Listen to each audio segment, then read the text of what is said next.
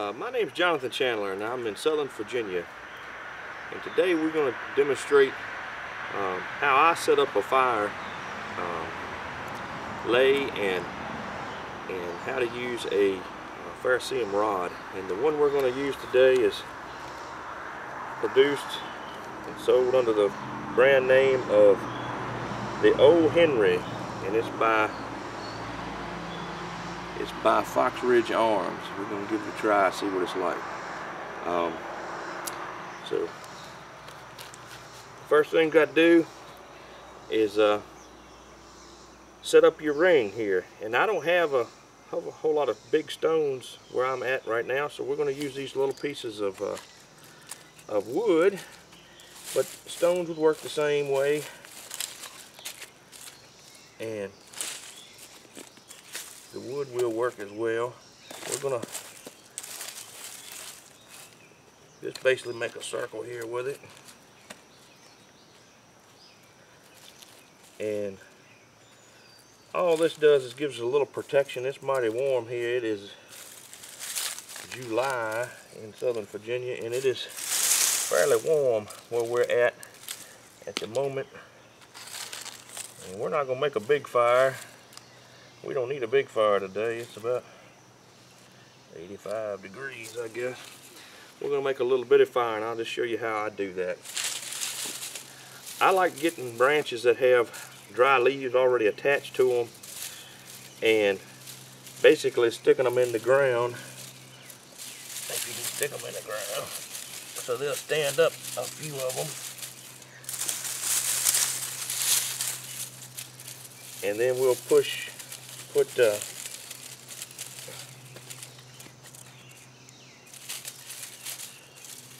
some other things on this. What we're looking for is for a place to be underneath this that we can set our bird's nest once we get it flaming. And I like the dry leaves because that does help catch up. The materials I'm using today aren't as dry as I would like them, and so we're not going to be able to push it right down on top of them. This method gives it a few, I guess, minutes or seconds or whatever to dry before it catches into flames. It'll actually dry out some of the wood this way if you've got a little bit damp wood.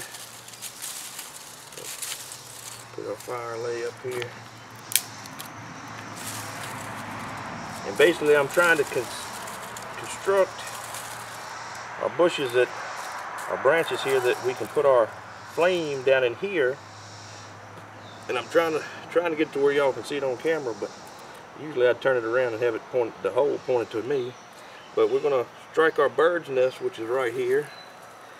And basically all it is I just walked out here. I've got a field behind my house, and walked out here and just gathered up some grass. Like I said, it's July. The grass is getting to be where it is maturing, and so we can just go out and get dry grass right out of the fields here, alongside the creek bed or trail or whatever you got around you would be the same. Any kind of grass you'd have this time of year would start to be maturing. So I think that's enough branches for the moment. I've got a few bigger ones here, and I'll process them down a little bit smaller so that when we get our flame going, we'll lay those on as well. And I do have something that I like to use, and we've used these ever since I was a kid. It's pine cones for kindling. These are loblolly pine cones, I'm pretty sure, and we use those for kindling all the time. Once this gets going, we put a few pine cones on them, man, they'll just burst into flames. So what I'm going to do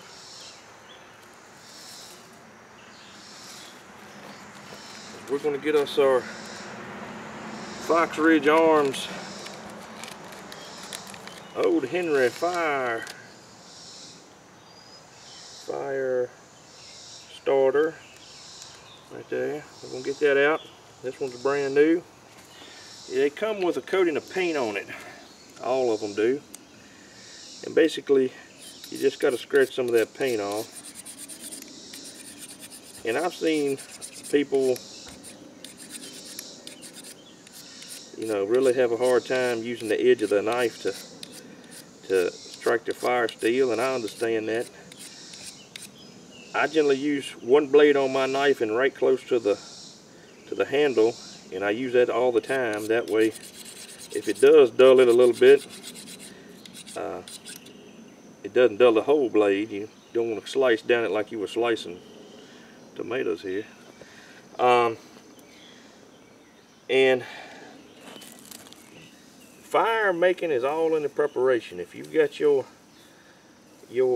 materials, you've chosen the right materials, and they're reasonably dry, a fire seam rod will make a quick fire here. We're gonna try this and see.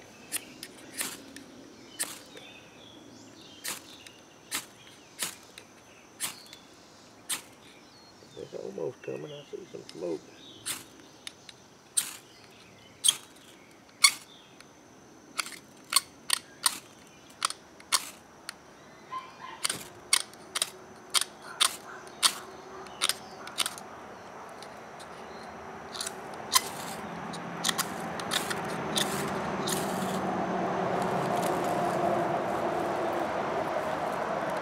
Okay. It's still smoking.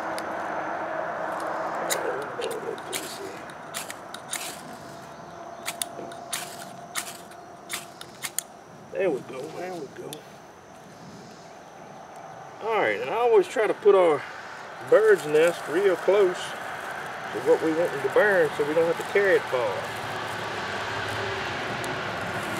So I'm going to set that down in there. Push our leaves on there. Get some of these bigger strips on that one quickly.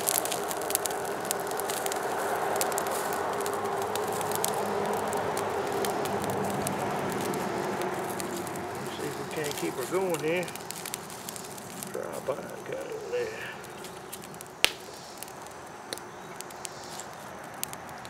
Pine cone done.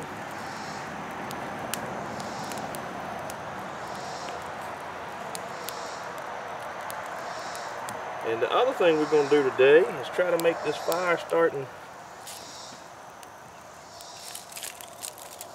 a little easier for next time.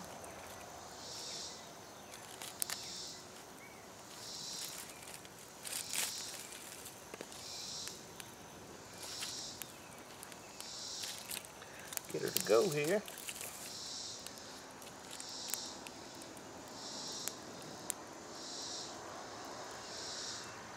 Burn slowly today. Got a good bit of coals down in there. Let's get something in there. Break. That's me.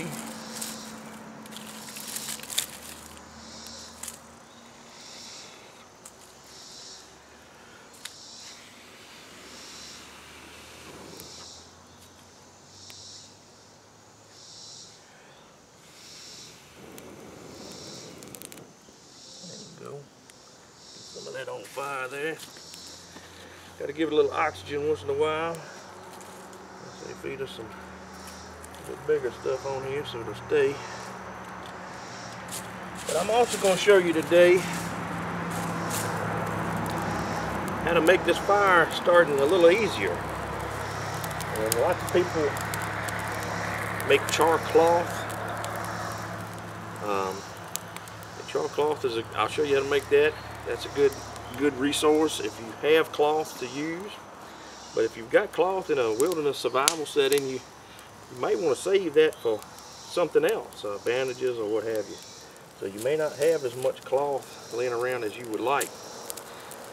And so I'm going to show you two methods.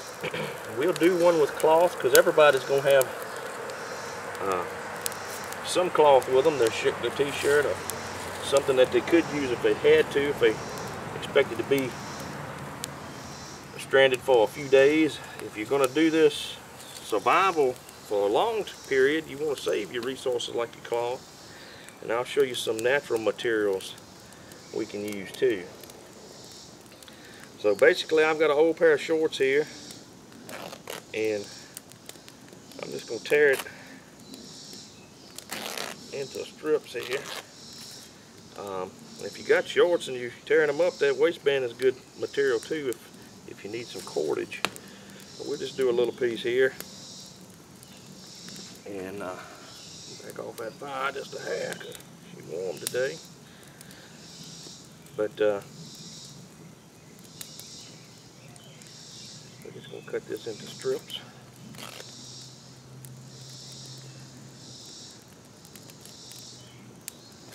And I guess my survival method or theory, or however you want to do it, is people have been on the earth for thousands of years now, and it doesn't really matter where you go. You can find debris, you can find remnants of people's actions, people being around, especially around the ocean. And so shouldn't have any trouble coming up with an aluminum can, or some kind of can, any kind of can, soup can, anything metal, even just a flat sheet of metal. You could fold it up and fold the edges over and make kind of an envelope. But we're going to do one part of this char cloth in this just an ordinary drink can. To be honest with you, my wife and I had to scramble around to find a drink can today because we're back with drinking soda. And we'll put some of this down in here.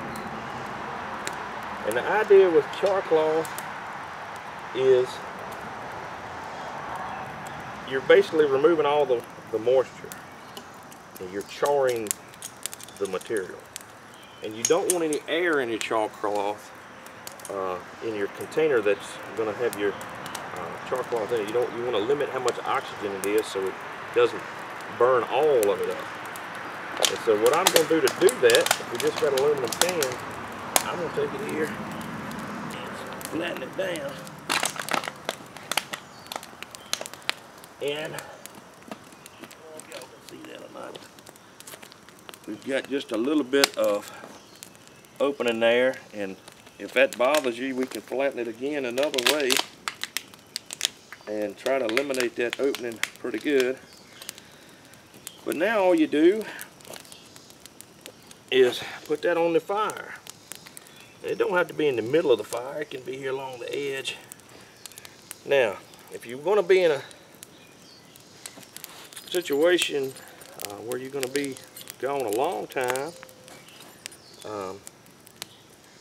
you might consider making you a char cloth making can here. And this one is an improvement over just a tin can because that you can take the lid on and off of it. Now you do need a little bit of air to your char cloth, and so I'm going to take this can and I'm just going to poke one little bitty hole in the top of it. Just like that. And I got this can. This is a new can. I've had one of these before, but this is a new can. I ain't advertising for anybody, but there's cookies awful good, and I got this at the dollar store for $1, and I got to eat the cookies, so that's not a bad deal. So we're going to put a piece of cloth in this as well, but I'm going to put some natural materials in here. I've got some cedar, and this is green. I was wanting to try this today with some green material to see if we could char that. Cedar will burn green, I know it. We can certainly burn that green.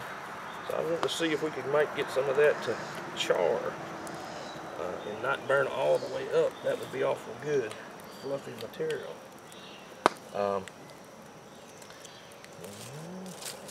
We've got some string here. This is just some normal cotton string. It has to be orange. That's what kind I had. I lay out buildings, and that's the kind of string we use to lay out buildings. So if you got a little string or rope, cotton rope, you can put in there. You could even put some of the pine cones in there, and I think I used all my pine cones up before, but I'll put another piece of cloth in this. We've got a big can here. We'll see what we can get out of it today. But basically, the idea is to cook this material And it could be natural material, it could be cloth material, it could be cattail heads, it could be anything that's poofy in the middle. Lots of trees have a pith in them. The pithy part would be good. Something that'll break up relatively easy in char. I think my little tin can is probably getting a little bit much burnt. Alright, we'll let that go for a minute. And must be burning the paint off of it or something, because she's burning pretty hard there. And we'll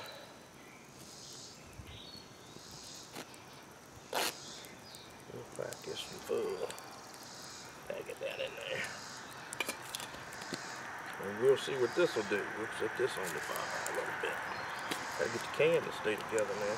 The top needs to stay on pretty good. Stick that over there. Alright. A little bit of a stick. Push our fire back over in our containment area here.